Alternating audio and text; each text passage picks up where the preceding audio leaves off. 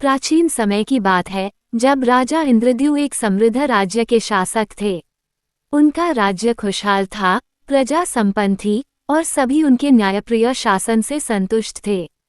राजा इंद्रद्यु न केवल एक महान योद्धा थे, बल्कि वह धर्म और आस्था में गहरी श्रद्धा रखते थे। वह देवी लक्ष्मी के अनन्य भक्त थे और हर शरद पूर्णिमा की रात व्रत और पूजा करते थे। समय बीतने के साथ राजा धीरे धीरे अपने कर्तव्यों से विमुख होने लगे। वह अपने ऐश्वर्य और धन के गर्व में इतने लीन हो गए कि उन्होंने प्रजा की समस्याओं पर ध्यान देना बंद कर दिया। उनके राज्य में धीरे धीरे अव्यवस्था फैलने लगी। लोग गरीबी और भूख से त्रस्त हो गए, पर राजा का ध्यान अब भी राजमहल की भव्यता और अपनी विलासिता पर था।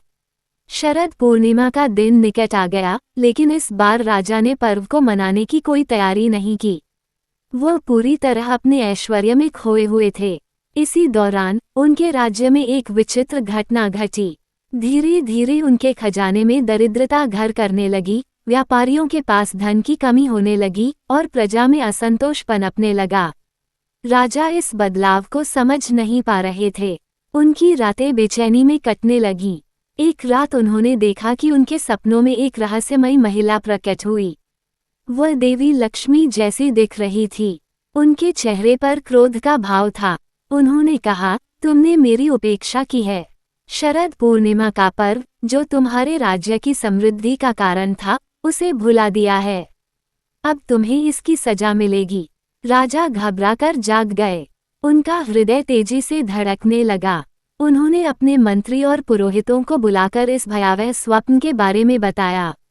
पुरोहितों ने कहा, महाराज, यह कोई साधारण स्वप्न नहीं है। ये देवी लक्ष्मी का संकेत है कि आपने शरद पूर्णिमा की पूजा छोड़ दी है और इसलिए आपके राज्य की समृद्धि खतरे में है। अब राजा को अपनी भूल का एहसास हुआ, लेकिन समय हाथ से निकल चुका था। उनके राज्य में अकाल और दरिद्रता ने अपना घर बना लिया था। एक दिन राजा ने घोषणा की कि शरद पूर्णिमा की रात वह देवी लक्ष्मी का व्रत और जागरण करेंगे और समस्त प्रजा को भी इसमें शामिल करेंगे। यह उनकी आखिरी उम्मीद थी। शरद पूर्णिमा की रात आ गई। पूरा राज्य अंधकार में डूबा हुआ था, परंतु राजा ने महल में एक विशाल आयोजन की व्यवस्था की। चारों ओर दीप जलाए गए और चांदनी रात का इंतजार किया गया। लेकिन इसी दौरान महल में बिजली सी चमकी और चंद्रमा बादलों में छिप गया। महल के चारों ओर घना अंधकार छा गया। राजा के मन में भय बढ़ने लगा।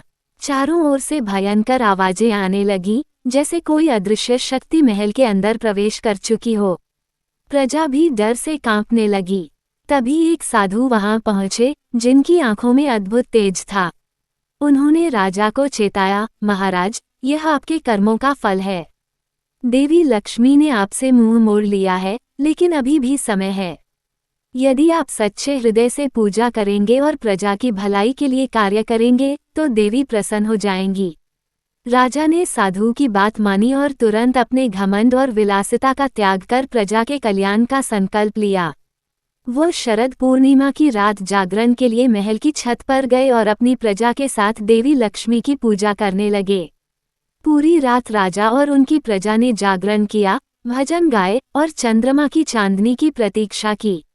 अचानक आधी रात को चंद्रमा बादलों से बाहर निकला और उसकी शीतल किरणें महल और पूरे राज्य पर पड़ने लगीं। चंद्रमा की चांदनी में अमृत जैसी दिव्य वर्षा होने लगी।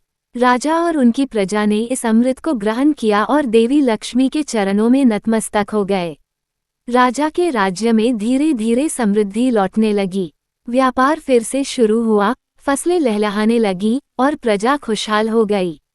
राजा इंद्रद्यु ने उस दिन से कभी भी देवी लक्ष्मी और शरद पूर्णिमा का व्रत नहीं छोड़ा।